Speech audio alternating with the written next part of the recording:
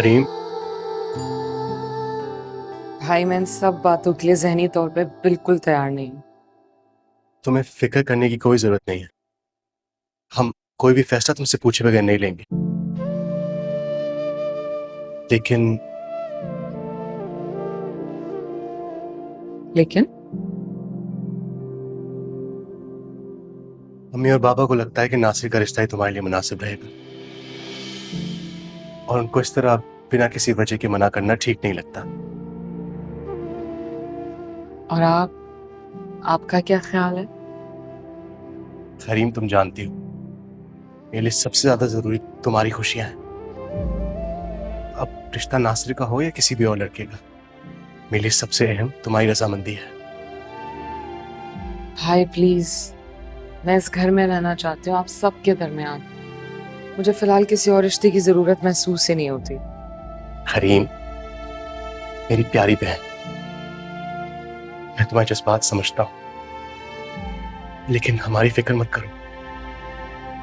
तुम्हारे नाजुक कंधे इस घर का बोझ उठाने के लिए नहीं बने, और हम सभी तो चाहते हैं ना कि तुम्हारा फर्ज हम अच्छे से अदा करें।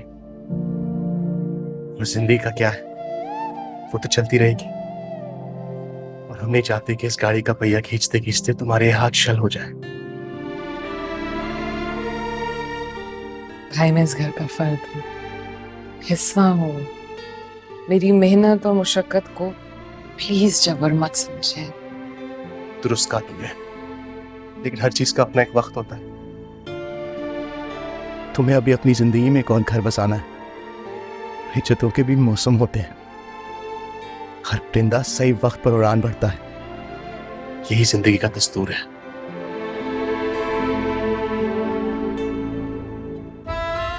चलो मैं भी तुम्हारी हेल्प करता हूँ। क्या करना है बताओ।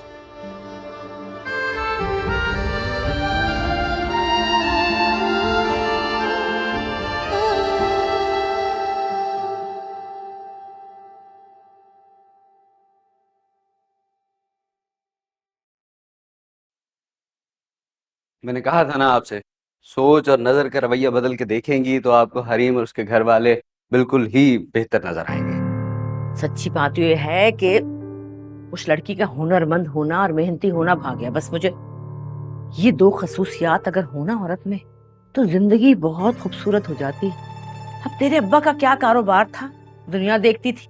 अल्लाह बख्शे उन्हीं की वजह से ये सब कुछ है ना, लेकिन मैंने आज तक नया फर्नीचर ना लिया। अब ये देख ले, दोनों कलाइयां भी खाली पड़ी हैं। क्योंकि यही सोचा था कि कोई नेक वक्त बहू आएगी तो घर में हरियाली और खुशियां ही खुशियां होंगी। और पता है भाई, अम्मा जो भी सामान खरीद के लाती है ना, उठा के मेरे जहेज के लिए रख देती है। अरे भाई, तो और क्या, हम किसी का घर भरने के लिए अपनी जेबें खाली कर रहे हैं तो कोई नेक वक्त हमारा घर भी तो भरेगी ना। तेरे अब्बा का इतना अच्छा कारोबार था कि क्या बताऊं तुझे। देख नासिर, जी भर के जहेज लूंगी मैं, जितनी मेरी ख्वाहिशात है सब पूरी करूंगी मैं। ये कोई तरीका नहीं है, किसी किस्म की रियायत, किसी किस्म की मुरव्वत नहीं मानूंगी। कसम पुरसी, गुर्बत, बेकसी, इस किस्म के लंगड़े लूले जवाब नहीं चाहिए मुझे। अपने दोस्त रूफी को बता देना। उन्होंने कौन सा हाँ कर दिया जो तुम ख्याली पुलाव की यखनी चढ़ा रही हो यहाँ। अरे ना क्यों करेंगे, वो गरीब बेचारे शुक्र करेंगे अल्लाह का। वो तो ऐसी ड्रामेबाजी 2-4 दिन ले लिए उन्होंने, इज्जत भी तो रखनी होती है ना। तुझे क्या पता, तेरे अब्बा के कारोबार की इतनी धूम थी पूरे मोहल्ले में। सबसे पहले हमारे घर में टाइलें लगी थी, मैंने लगवाई थी। सब औरतें आके देखा करती थी, मिलाद का तो बहाना ही था। और फिर वही बात, माशाल्लाह से अपना बेटा दे रही हूँ, खूबरू नौजवान, पला पलाया हट्टा कट्टा पढ़ा लिखा लड़का। क्यों ना लूं जहेज, लूंगी, जी भर के लूंगी।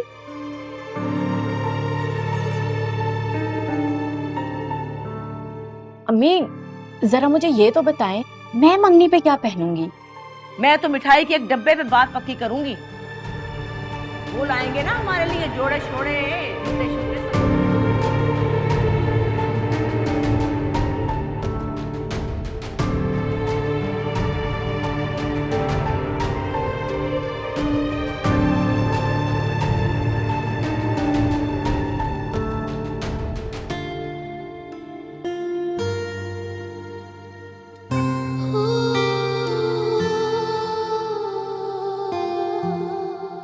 हरीम, तुम अभी तक तैयार नहीं हुई? भाई ये ऑर्डर मुझे लाजमी देना, और टाइम बिल्कुल भी नहीं है मेरे पास।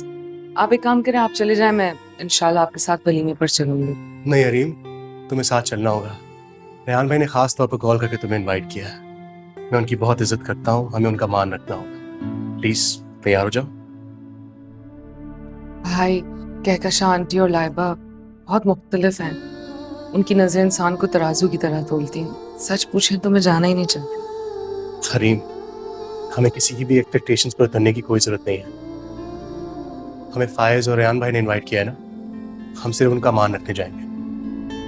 और रेहान भाई कह रहे थे उनको तुमसे कुछ काम भी है। मुझसे भला क्या काम हो सकता है? वो तो जाकर ही पता चलेगा ना। चलो शाबाश, तैयार हो जाओ। हरीम, ये कपड़े और जेवरात कोई मायने नहीं रखते। तुम देखना, मेरी बहन का रोशन चेहरा देखकर किसी की भी नजरें जगमगा जाएंगी। सारी तकरीब में तुम सबसे अलग लगोगी। भाई आप भी ना। चलो तुम तैयार हो जाओ, मैं भी तैयार हो गया।